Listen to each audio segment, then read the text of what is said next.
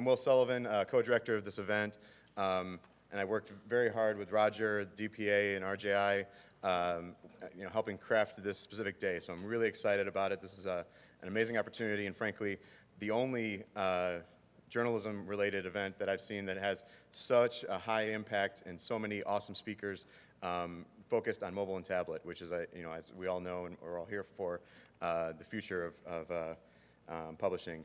We are recording these sessions, and they will be posted on the RGI website, so check that later. And all of these sessions all the mobile and tablet sessions will be in here today.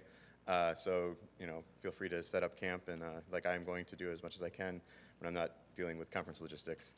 And start kicking off the day with a lot of really great research and data. A lot of organizations that are really pioneering in digital are using data to really kind of drive their decisions, and I think that's something that news organizations are growing comfortable with.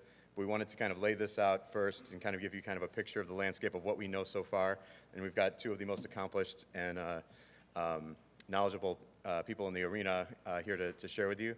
On my right is Regina McCombs from the Poynter Institute, longtime multimedia journalist who leads their kind of mobile multimedia faculty.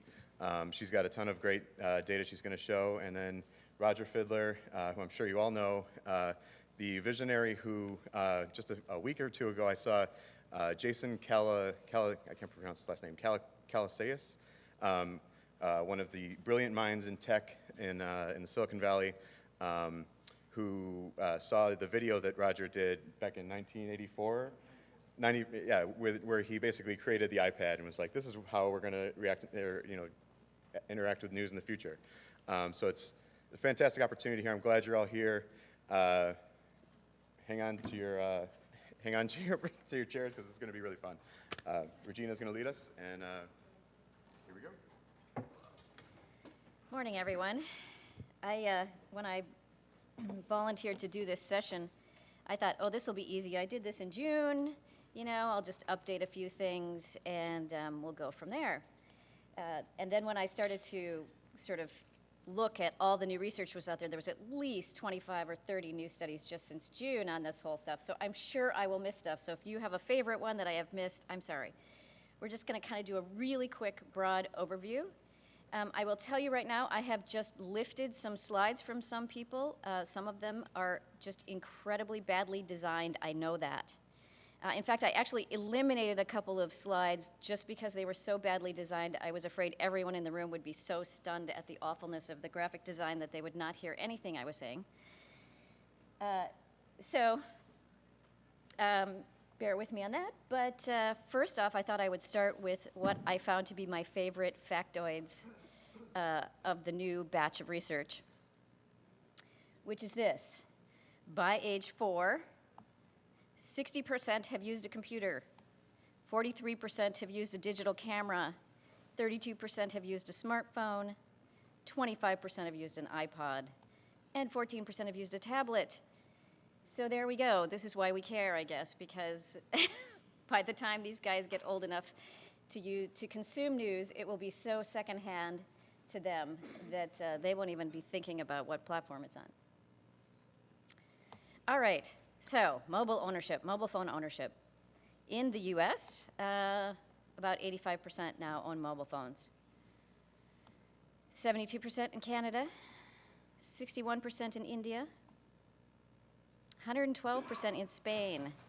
Now, the international numbers are actually SIM card per person numbers, so it may not be that they actually own multiple phones, it may be that they own multiple SIM cards for the same phone.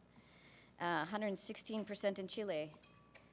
134% in Denmark, 150% in Hong Kong. Everyone in Hong Kong pretty much has 2 phones. I saw some people with 3. It's really quite amazing. So there we go. The start of the vast amount of numbers I'm going to throw at you this morning and hopefully not drive you to doze in your coffee. So we look at the 85% number, seems a little low, but then we would look at 18 to 34-year-olds, the number goes to 95%. And among college-educated 18 to 34-year-olds, it's pretty much 100%. 94% of them send text messages, which actually seems low to me. 91% take pictures, and 63% use their phones to go online. That's all phones, and that's not just smartphones. All right, so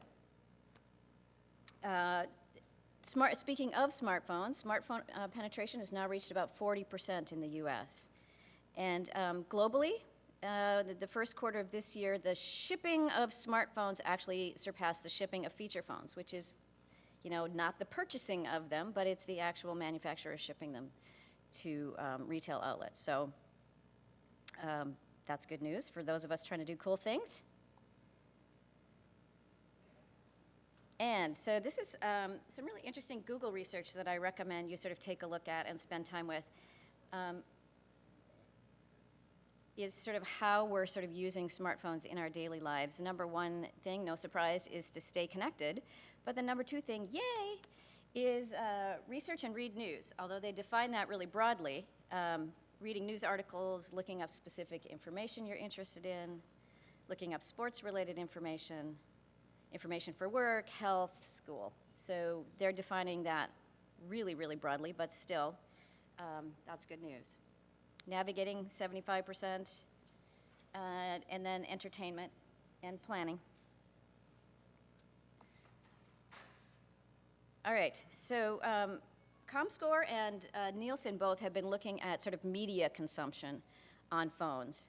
And that's sort of just growing hugely. As you can see, sort of year over year, what ComScore calls a mobile media user, which does not mean they need to have a smartphone, but it means they need to have used their browser, to have used some kind of application, email, streamed or downloaded music, and used some kind of video service. So about almost half now in the US of people with phones have sort of essentially done media consumption on their phones. Which reminds me, I was going to ask this. Well, I'll ask it here in just a second. So then that leads to this idea of internet access via your phones. One of the really interesting things is how diverse the use of cell phones are for internet access. So almost half of African American adults in the US now use their cell phone as a way to get internet access. 45% of Hispanic adults, compared with 31% of white adults. So those of you who have minority audiences, this idea of being mobile optimized and mobile friendly is incredibly important.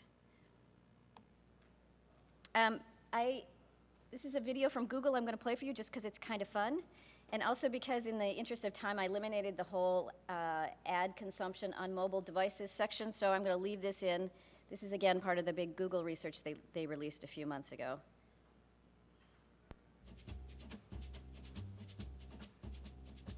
There's a mobile movement going on. The rise of smartphones is creating smarter consumers, creating more opportunity for smarter marketing. Smartphones are always on, always with us, and always connected. In 1 week, we've browsed the internet, used a search engine, watched a video, and connected with our friends, all on our smartphones. But that's info you might already know. Here's some you might not. We're using smartphones almost everywhere, even while consuming other media. Smartphones have become such an important part of our lives that many of us would give up high heels, cable TV, even chocolate, just to keep using them. They're becoming important to our shopping habits too. Smartphones have become the ultimate shopping companion, transforming us into more savvy consumers. 79% use a smartphone to help with shopping. In fact, 70% of us actually use our smartphone while in the store. We use it to find retailers, compare prices, get coupons, read reviews, and check to see if something's in stock. Which leads us to buy. Nearly 3/4 of shoppers made a purchase as a direct result of the info we got from our smartphones, either in-store, online, or on our phone. Our new mobile shopping habits are adding up to big spending across the board.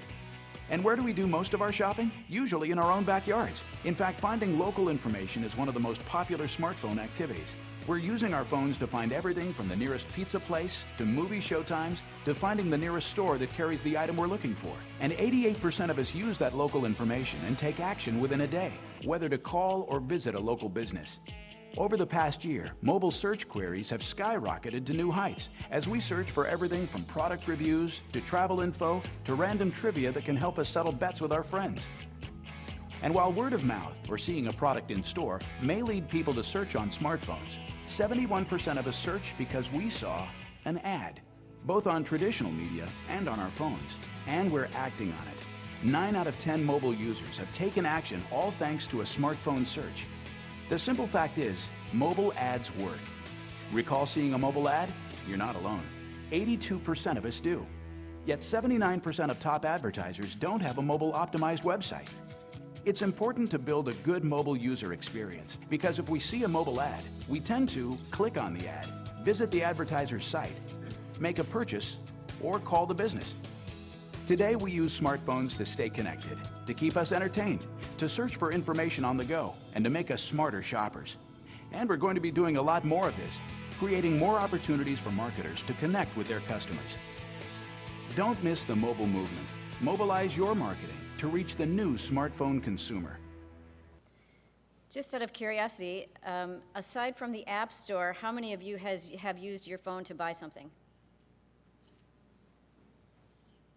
Yeah, okay. So well over half, so I think that sort of bears that out. All right, so let's talk about the OSs out there right now and what people are using for their operating systems. Before we go further, how many of you have an iPhone? Okay, I kind of figured this for an iPhone crowd. How many of you have an Android? Will, raise your hand. All right, so that's actually considerably lower than the general population of smartphones. If you look at Android growth year over year, 422% increase in the Android operating system. RIM's sort of staying stable. Apple's up about 56%. And no surprise, Microsoft Palm down. Symbian's still growing, especially because of the overseas penetration.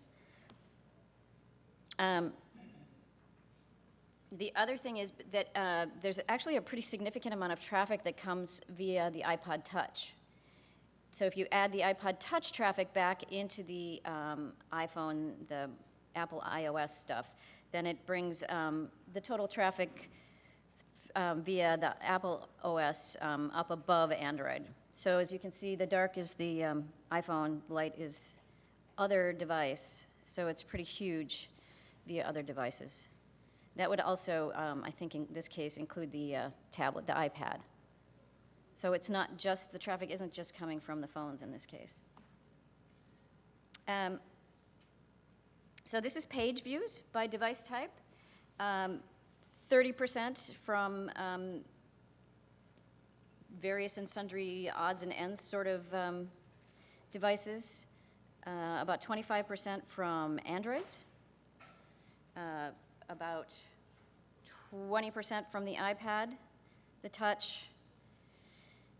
So again, lots of page views driven via the Apple devices and less actual page view traffic coming from Android devices, at least at this point. I suspect that will change. All right, stuff we're doing on our phones. There was one really interesting study that said it's actually kind of stupid to try to figure out what people are doing on their phones because they're doing everything, and different people are doing different things, and you can't even, it's so splintered and diverse that you can't even tell really with any success who's doing what. But of course, there are other studies that say, yes, we can. So we're going to talk about those. I thought this was kind of interesting from Nielsen, talking about what we value the most on our phones. And the most valued feature on our phones is actually GPS. And the second most valued feature on our phones was downloading and playing music, social networking, followed by downloading and playing music and web browsing. So to me, that sort of indicates people are really love the fact their phone has GPS, and perhaps we should be doing things that make better use of the GPS in the phone.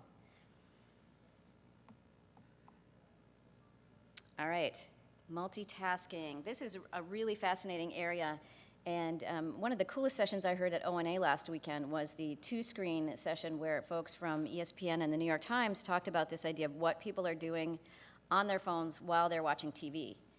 And I think more and more we have to be thinking about that, how we can engage people who might be watching something specific on television and what they're doing on their phones at the same time. So we know people are using it waiting in line, right? We become this group of people that can't stand to not be doing something right this minute, so I'll pull out my phone and check my email really quick. We do it while we're eating, we do it while we're shopping, we do it while we're traveling, and yes, I have used my phone while I'm driving. Socializing, entertaining in the bathroom. There's actually not included here some research that some under 10% actually use it while they're having sex, and I'm like, what, really? You think nobody notices? I don't know how that works. Taking a shower, bathing, that's another one that I was like, really? That seems kind of highly hazardous to me, but all right, so really we're starting to see smartphones and especially tablets as an extension of the desktop experience. So it's really not about being a phone anymore. It's about, sort of taking what I can do on my desktop and doing it like right here, right now, where I am. So 81% browsed the internet, 77% used a search engine, and that actually seems low to me. Is there anyone here in the room that has not used a search engine on their phone in the last week? Yeah, see? That's what I think. But these are Google numbers. Google should know. I don't know. So 68% using an app, 48% watching videos within the past week. What I find fascinating, there's actually a group of people who have smartphones that have done none of those things on them. There actually is like 10 or 12% of people who have a smartphone and don't use it for anything but making phone calls and texting. Really? All right, the kinds of information they're looking for. Good news, woohoo, they're looking for news. Yay, we win. Hopefully, if we get it to them, that's the other thing we got to do. So looking for news, the information, again, pretty broadly defined by Google as well, but they want dining information, navigational information, entertainment information, stuff we could give them, shopping, sports, something else we could give them. Lots of stuff that really is right in our space as news producers, content producers, so that's good news. But we have to make then, that means our sites have to be mobile optimized, mobile friendly, mobile search engine friendly. All right, and we know that the mobile internet is social. It's really, really hard to even separate mobile and social because the activity is so intertwined. Nearly 2/3 of Twitter users access social networking sites using a mobile phone. Probably no surprise to the people in the room.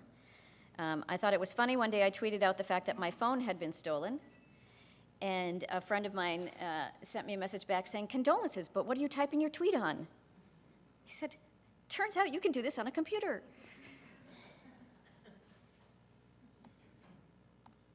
All right. Twitter users accessing it via mobile phones. 33% of Facebook posts are now coming via mobile. And lest you think, here's the surprising part of that, 18% via m.facebook.com. So that means people on feature phones there's 18% of posts are coming from feature phones. That's pretty stunning numbers. So I think what's important is we can't forget the feature phone users here. There's clearly a demand for accessing sites even on the smaller low-end phones. Oops, sorry. Local, it's all about local on phones, right? Anybody here who has not looked up local information on their phone? Okay, not to shame you, but yeah, it says 95%. I don't know who those 5% are. Again, I think that's those people that never use any of the features of their phone except the phone part. And those people are a mystery to me because even my parents know how to text. All right, so location really key. The number one location service, weather. Okay, no surprise. Search for local stuff, maps, movie information, restaurant information, traffic reports, many of these things of which we could help them find if we have optimized our sites for these folks. All right, so that's the good news. There is a lot of interest in news on mobile platforms. almost half of all cell phone owners, again, feature phone and smartphone owners, have access news. Almost every day, 50% access news and information. Weather, almost every, 71% almost every day. So weather, clearly the big demand there. Again, straight up news, about half. Sports information, about half. Entertainment news, about half, and that's almost every day. So mobile is adding 10 to 20% traffic on average to news websites. Anybody here in the room know what their sites are, and the inside or outside those numbers? They want to volunteer?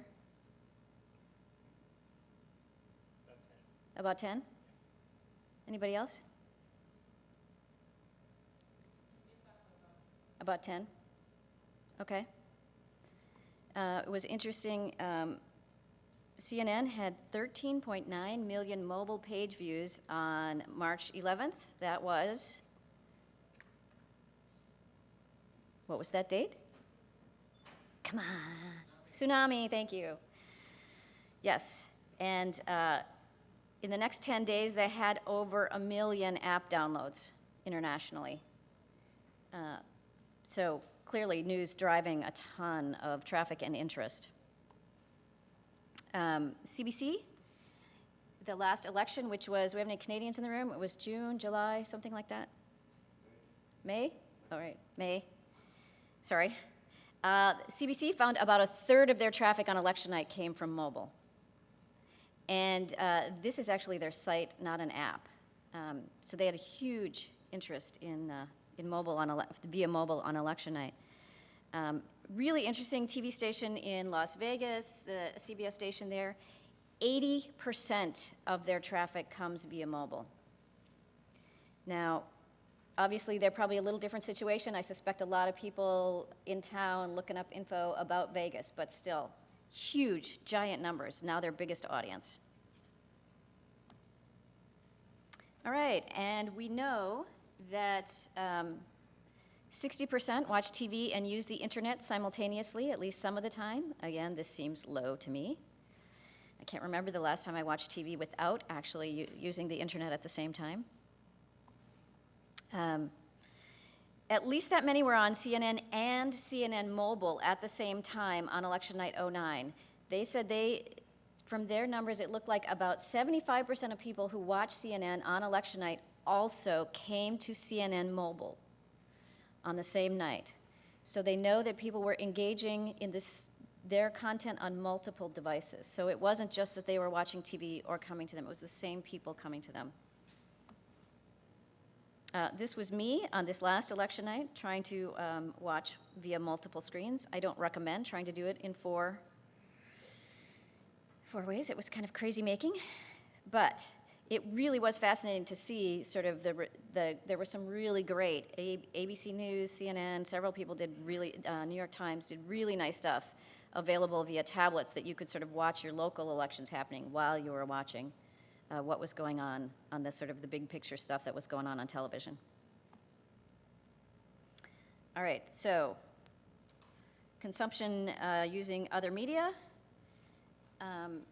72% use a smartphone while listening to music, watching TV, using the internet, all of which makes sense to me. Reading a book, I'm not really sure how that works, but, and reading a newspaper magazine. That's kind of multitasking taken to a new level. Oh, by the way, I will have one URL at the end where I will have links to all of this stuff, so you can go dig through it yourself. So, now let's talk specifically about tablets. iPads are about 69% of the tablets sold worldwide, about 15 million to date. IDC is predicting 16.5 million tablets will be sold in 2011.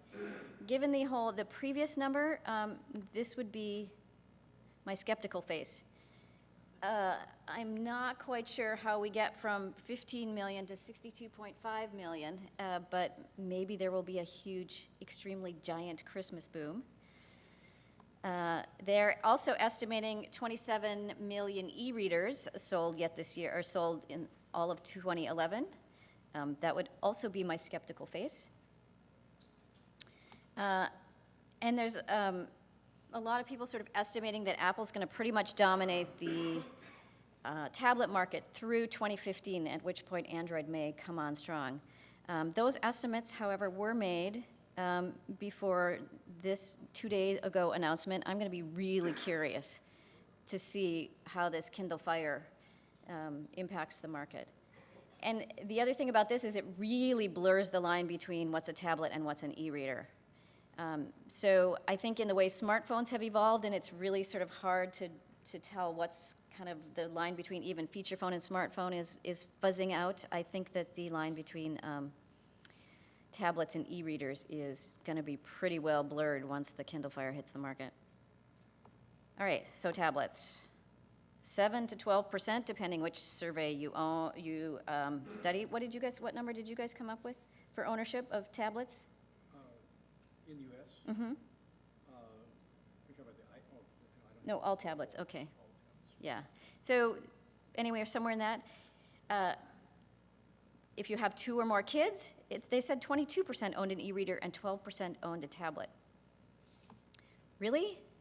I don't know. Children somehow make you more likely to rush out and buy a tablet. I'm not sure I buy that relationship there, but I could be wrong.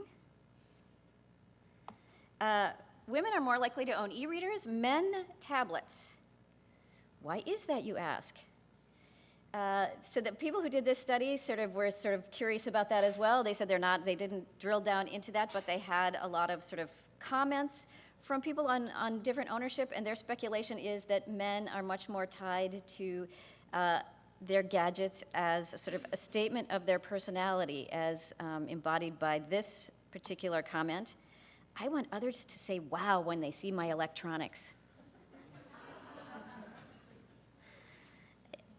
I'm not really sure women go around thinking that, but. All right, so tablet owners, middle-aged or slightly younger, male, wealthier than average, no surprise. Early adopters, even now, I thought this might have sort of been going away, but even now it's still toward the early adopters rather than the general population. Racially very diverse. Like with smartphone ownership, there's actually a higher percentage of African American and Hispanic ownership than the general population. However, if you combine these numbers with e-reader ownership, it's much closer to the general population. So then it sort of balances out the whole female thing, the income, and the early adopters. So I suspect these sort of distinctions may go away fairly quickly. Although if you make over $100,000 a year, you're really, really, really likely to own a tablet. All right, so when are people using their tablets? Non-work hours, largely. Early on, there was a lot of speculation that people would use it at work, but not so much. Really early mornings, which is a time that I don't do anything except get up and go to work, but apparently there's a lot of people who actually get up and use their tablets in the morning. Clearly, there are more morning people than I am. And then leisure evening hours. And this is really holding up. This is one of the stats. There's some things that are sort of changing over time, but the stats of times of day and things have held up pretty much from very early on. You guys are finding that too, right? That the times of day people are using it are holding up. Weekdays and weekends. This is a Wall Street Journal graphic, actually, that came out, speaking of holding up, that came out within 6 months of the iPad. And while the numbers at the top are changing, this sort of time of day use is holding pretty steady. So the black line is your computer use. That's the standard one. Anybody who works on the web has seen that sort of line, that really high in the morning, the lunch pop, and then a pretty steady drop, except for a little bounce in the mid-evening. Smartphones we pretty much use as long as we're awake, and iPads sort of get the early morning bump, drop down during the day, and then a big boost at night. Mostly home use, according to some studies. You guys found that as well, right? And this is from the Reynolds research here. On a couch or easy chair, half, no surprise. Probably in bed, 57% use theirs in bed. It's actually higher for e-readers. They use it while traveling. Again, one of these really busy graphics. The big takeaway here, I think, is on the left is tablets, in the middle is e-readers, and on the right is phones. Interesting that we really use phones for all kinds of things. You'll see that's pretty consistent, except for the attending a meeting or class and in the bathroom. Those are the big drops for your smartphone. Otherwise, you pretty much use your smartphone all the time. Whereas the tablets, it's interesting, there's a pretty clear distinction between tablets and e-readers on watching TV. Most tablet use actually is happening with the TV on, and then lying in bed with friends and family, whereas the e-readers, much less use while watching TV, slightly more while lying in bed. Again, where do you primarily use your tablet? When I'm at home. This is what I love about research. Okay, where do you primarily use your tablet? 82% when I'm at home, 11% on the go, 7% at work. That is Google numbers. However, the Online Publishers Association, MAGID numbers, say 40% of tablet use occurs outside the home. So, who knows? I don't know. It's a little bit apples and oranges because it's sort of where do you primarily use it? And this says 40% is outside. I don't know. This is a tough one. How many of you actually use it, carry it with you, not traveling, but otherwise during the day, all day? All right, so nowhere near 40%, but a sizable number. So, take it for what it's worth. How long? Long. The Financial Times says their tablet readers are more engaged and spend a long time compared to the use on computer. Google says at least 68% of people who own tablets use it at least an hour a day. Session times are long, long, long. So about 68% use it at least an hour, and 38% say they use it for 2 or more hours a day. What do people like? Nielsen did a real intense look at what kinds of content people wanted on their devices, and they found there was a real demand for what they called the longer form, high production value content. So things that had actually been produced professionally, including games, magazines, and video. So it doesn't beat, so email is the biggest one. Downloading apps, including games, is number 2, social networking, but then we come to reading digital books and magazines, downloading, playing games, and video streaming, or watching full TV shows and mobile TV. So as a video person myself, I am thrilled to see that tablet use is becoming a pretty strong video consumption device. Games, big, emailing, search. The cool thing is, and this is again the Online Publishers Association survey, is that while user-generated content like YouTube is number 1 in video consumption, they're still seeing everything, there's a real high interest in professionally produced video. It's music videos, TV shows, weather forecasts, movies. But 51% have watched professional web original shorts and 49% news clips. So pretty decent amount of interest there in video on tablets for news organizations. So the Daily Telegraph found their owners were not interested in breaking news. They did want video. They liked graphics. And they really, really, really liked their crossword puzzle. A lot of interest in magazines. iPad owners like magazines. Almost half planning on both digital and print purchases of magazines. News, yay! iPad users are news consumers. For 80% in the Reynolds research, they said it was their top use of their tablet. CNN, year over year, has seen a 100% jump in video views on tablets, and have had 6 million tablet app downloads. However, it's not all about the app. We do know in news and magazine content, there's about equivalent use of apps and browsers. So pretty strong argument that we need to have both. In fact, I interviewed Louis Gump, who is the head of CNN's digital effort, and he said, I said, there's a lot of interest. Do we do an app? Do we do a browser optimized thing? What are we going to do? And he said, that's like asking, do I want a front wheel on my bike or a back wheel on my bike? He said, you got to do both.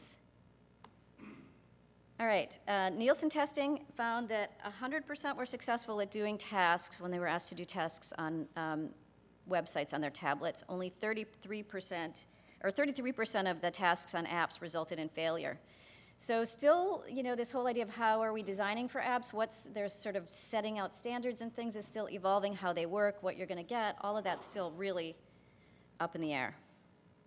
And again, the things like the Kindle Fire, if I had to guess, my guess is that this will bring it back toward the site side, because if the browser is as powerful as they are claiming it will be, that will mean that the in-browser experience will be really enjoyable.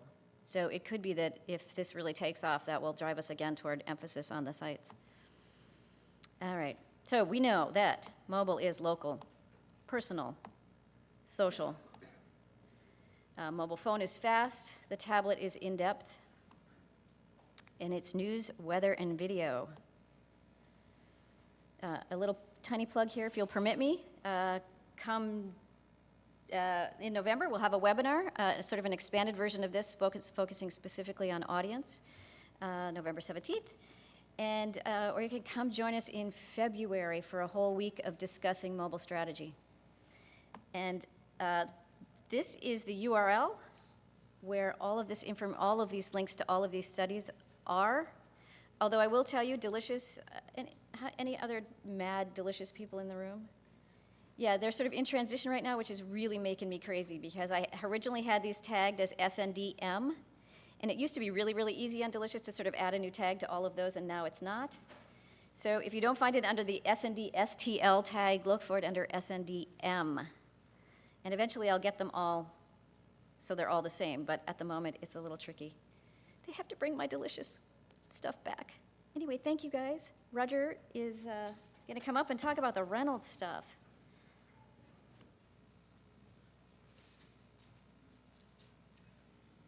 All right.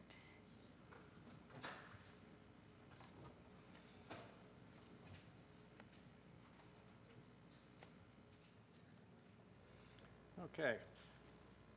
One of the things I'm interested in, how many of you have an iPad or other tablet? Okay, I'm really curious to know one thing. When I was speaking about the idea of the tablet back in the 1980s and 1990s, I would always get people in the audience saying, I'll never use a tablet until I can use it in the bathroom, until I can read my newspaper in the bathroom on a tablet. Now, how many of you actually have used your iPad and the tablet? You don't have to be embarrassed. We're not going to record that. Anybody in the bathroom? Okay. All right. So there are some bathroom users. So now we can actually say, that people actually do read news on a tablet in the bathroom, and so we've really gotten past all that point. Now, what I want to tell you about is the research that we're doing at RJI. By the way, I just want to make one comment. The 15 million you had on iPads is actually the first quarter of this year. Oh, was it? I think the second quarter was up to around 25 million, and they're saying now that could be close to 40 million by the end of this quarter. That came out of a September report. They're picking up old data. That's one of the things you got to really be careful of, and I'm finding when I go out and do research on the web on different research that's been done on iPads, many of them have either older information or information that's really conflicting. And it's really hard to get a handle on exactly what's happening out there right now. There was one, I think, was done by Gartner recently. They found people who had done online ordering, and they took a sampling of the online people who had done online ordering, and I think they got about 2,000 or 3,000 people to participate in their survey. And in their survey, they said most of the users of iPads were women. And it may have something to do with that they were looking at people who were doing shopping on the iPad rather than a cross-section. And I think we've really faced that same problem with RJI with our online surveys, is we're not sure yet if the data we're getting is skewed in any way. And we've been looking at, are some of the people, or a large percentage of people who are taking our surveys associated with news media, and therefore that might give us a different point of view on use of news. Also, defining exactly what news is to people is not as easy as it might seem. News covers a lot of territory. News about your family on Facebook is really news for a lot of people too. So I think that's another issue. Well, what we've done so far, we had, our first survey was done in the fall of 2010. We had about almost 1,600 people participate in that one. Those were all iPad users. In the spring, we created a panel made up of people from the first survey who volunteered to participate as panelists, and we got 561 people to participate there. And what we were looking for in the spring research was to find out how their attitudes may have changed about the iPad from the fall to spring, and if there were, and we also wanted to ask some additional questions about what they were using their iPad for, based on what we got as results from our fall survey. We had Associated Press posted a promo on their iPad app for us, so that brought in quite a few people. We had a number of the sites like TechCrunch and others that mentioned our survey and gave links to our survey on the RJI website, so it helped us to build up those numbers from the fall and then to be able to find the people that would be panelists in the spring. Our summer survey, we started on July 15th, and we've run through the end of this month. We'll be running through the end of this month, and actually, we have now decided that we're going to extend that survey for one more month, so it'll run until the end of October. How many of you have taken our summer survey? Just a few. I urge all of you who have iPads or tablets of any kind to go to the rjionline.org website, and you'll find a button there that will take you right to that survey. We'd be very interested in getting your opinions. Now, the summer survey is different from our one from fall and spring. In the summer one, we're trying to get to people who are using all types of tablets, not just iPads. And we're trying to do this internationally. When we did the first one in the fall of 2010, we thought, well, almost everybody is in the United States using an iPad, so we confined it to the United States. We got a lot of nasty comments from people who said, well, yeah, but it's all international these days. People calling or contacting us from, of course, Canada. We got a lot of complaints from, but from Europe and other places that already had an iPad, even though they might have not been selling iPads in that country. Today, of course, iPads are spread out almost all over the world, and Android tablets are likely to go even further. So we're hoping by the end of our summer survey, at the end of October, we'll have more than 1,000 people participating, and a higher percentage than we're getting right now of people who use something other than an iPad. I'll give you some of the statistics right now. We're very fortunate. We have some high-quality graduate students at the Missouri School of Journalism, so they're helping us in digesting all this information, analyzing it. One of the things I should tell you is all the statistics that we have, we give the raw data to all of the Digital Publishing Alliance members if they request it, and we also give them our reports before we actually make them public. So those of you who are Digital Publishing Alliance members or associated with companies that are, will have early access to that information. After they've been reviewed by DPA members, then we'll post it up on the RJI website, and you'll be able to see all the data that we have, and you can go through it and draw your own conclusions from some of that. Some of these things are already covered by Regina, but I'll just go through them very quickly. Obviously, no surprise, the majority of early users were affluent, well-educated men. What was interesting, though, is typically we assume that early adopters are all young people, and that was kind of surprising here, is that between ages 35 and 64, there was no real bump there. It was evenly distributed, so we were finding people at each end of that spectrum being active iPad users. One of the things that's followed up since then we're finding, and I'll tell a little more about that in a bit, is when this iPad 2 came out, we're hearing back from people that they've now handed down their iPad 1 to their wives or to their children. And so I think we're going to see is when you see the numbers usually about how many iPads will be sold at any one time, you have to actually look at the aggregate over time, because these iPads are going to stay in use for quite some time. They're basically just a display device, and Apple's very good about when it upgrades the software, making it possible for you to keep using those older devices. So I think you're going to see iPad 1s around for quite a while. When the iPad 3 comes out, the iPad 2 will stay around as well. From both the original survey we did in the fall and the follow-up we did in the spring, And what we're seeing already in our early results from the summer one, the satisfaction with the iPad is very high. The numbers yet are still too small on the Android tablets. But even there, we're finding that satisfaction is pretty high with the Android tablets. Not quite as high as the iPad, but it's still quite high. As Regina pointed out, what we're finding is that media consumption, especially news, is very high on the iPad. It's very easy to use, and that there's quite a, if you go to the App Store and you look at the number of news apps that are out there, it's getting close to, I think, 4,000 news apps. Only a small percentage of those right now are newspapers or news organizations. It's going to be interesting to see what happens with the release of iOS 5 with the newsstand that they're building it. So they'll be able to pull the newspapers and news organizations out of that mix of just news apps and have like a bookstore where you can go to buy magazines and newspapers and to see if that helps the newspapers also to get more traffic. Clearly, what we're hearing and from all of the research that's out there, not just ours from RJI, is that people are expecting from their iPad a more print-like reading experience. But I'll emphasize that the iPad is not print. And I think we've got to be aware of that as we work with it to try to build in to the print model more of what people have come to expect now from smartphones and from the web.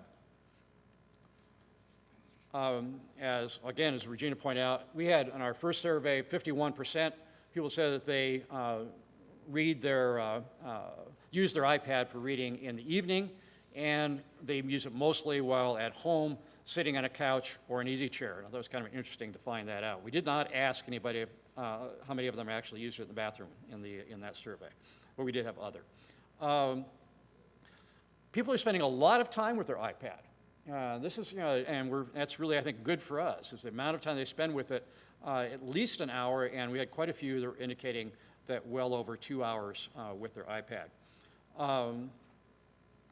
We also are finding that people are willing to pay for a subscription fee for newspapers. I think newspapers that are holding back on, they're worried about losing the number of people going to the app. I think at this point, I don't think they really would lose anything by charging 99 cents for access to their iPad app. The daily charges 99 cents a week, and I've been subscribing to it since the beginning and really enjoying it as well. So I don't think there's much resistance to that 99 cents, which is what you find on most of the apps out there. People are willing to spend a lot on that. We found, and also Associated Press found in their survey, that people really were interested in reading longer stories on the iPad. Unlike the iPhone, or the smartphones, you tend to read shorter bits of information. But the iPad, again, has that more print-like reading experience, and people are reading there and expecting to find longer form stories. And although we do a lot of talking about doing more video, and video is certainly important, I'm not denying that, but we shouldn't overlook that well-written stories will continue to be, I think, the dominant element of newspapers and what people come to expect from newspapers.